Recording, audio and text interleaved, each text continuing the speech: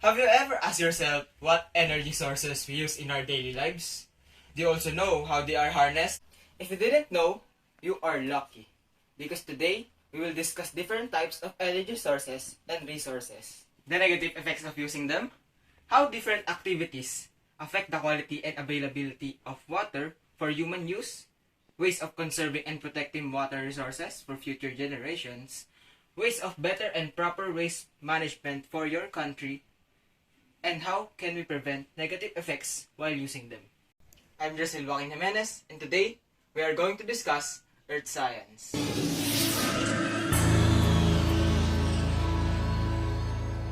Let's start with geothermal energy and hydroelectric power. Geothermal energy is energy derived from the heat of the earth.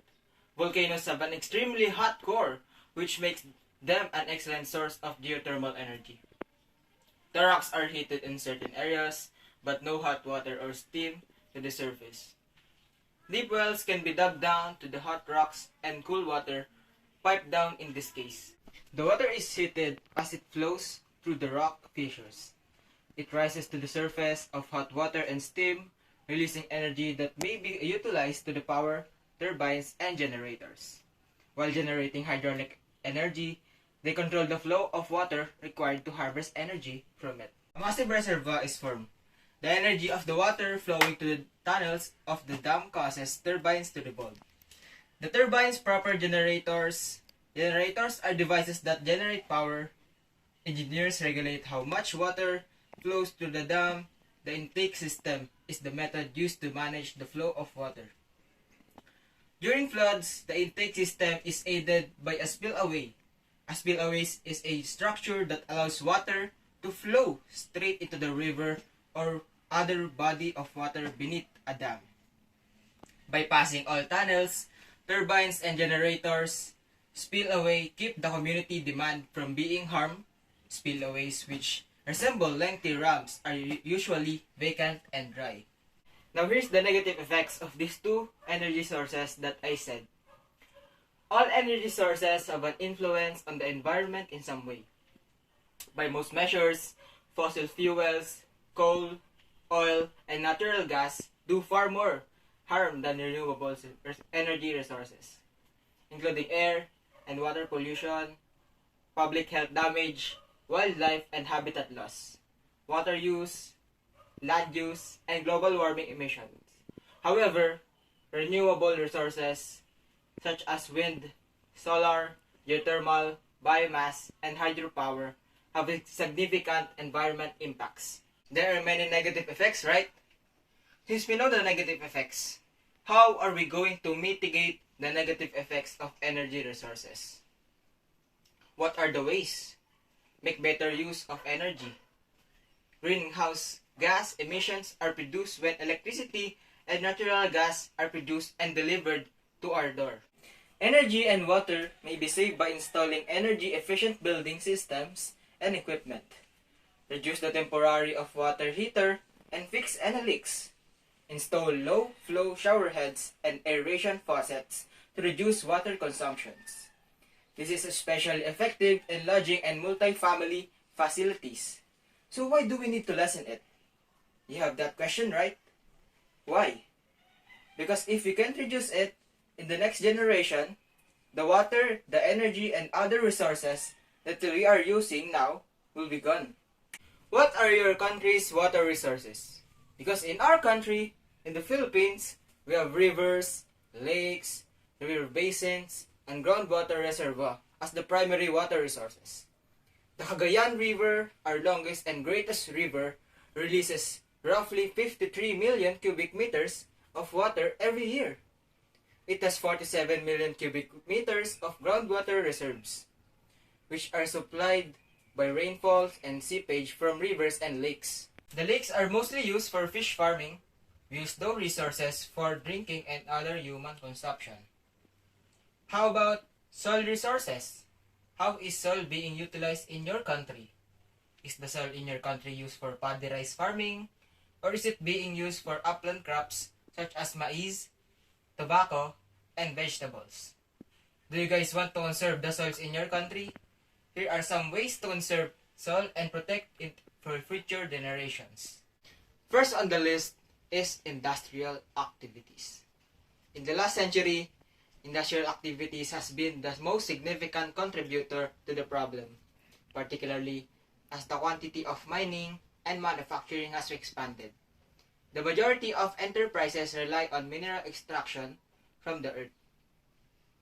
These industrial activities can be in the form of accidental spills and leaks during the chemical storage, transport, or use. Mining activities involving the crushing and processing of raw materials such as heavy metals and emitting toxic substance. Construction activities and construction sites are the most significant triggers of soil pollution in urban areas. Owing to their almost interactive nature, almost every chemical materials handled on construction site can poison the soil, and waste storage in landfills can pollute groundwater or emit polluted vapors. Second to that is natural pollution. Aside from the rare occasion when natural chemical buildup causes soil pollution, natural process may also have an impact on human release hazardous chemicals into the soil, diminishing or increasing pollutant toxicity and soil contamination. This is due to the complex soil environment which contains additional chemicals and natural factors that may interact with the release of contaminants. That's a lot, right? The more emission we make as a result of how much rubbish we generate, the longer we live. Asthma, birth defects, cancer, cardiovascular disease, pediatric cancer, COPD, infectious disorder, low birth weight, and premature delivery are all possible. We have a problem with how we dispose of rubbish. Worse, it appears that garbage disposal has gotten more irresponsible in the last decade. What we haven't done is put the ideas we believe will help us mitigate or adapt to climate change into action. We all know that chemicals can harm us. So how can we avoid or improve waste management not only for us, but also for the rest of the community? Here are some suggestions for improving waste management in our community. First, reduce the amount of waste produced, especially toxic and non-recyclable products. Second, separate waste where they are produced to make them easier and safer to handle. Third, compost food scraps and other organic waste. And finally, collect, transport, and store waste safely. Respect and pay fair salaries to those who undertake this labor, and dispose of all trash that cannot be reused or recycled in a safe manner. Before we end this discussion, let's have a recap of the negative effects of these two energy sources. I said that renewable energy sources such as wind, solar, geothermal, biomass, and hydropower have significant environment impacts.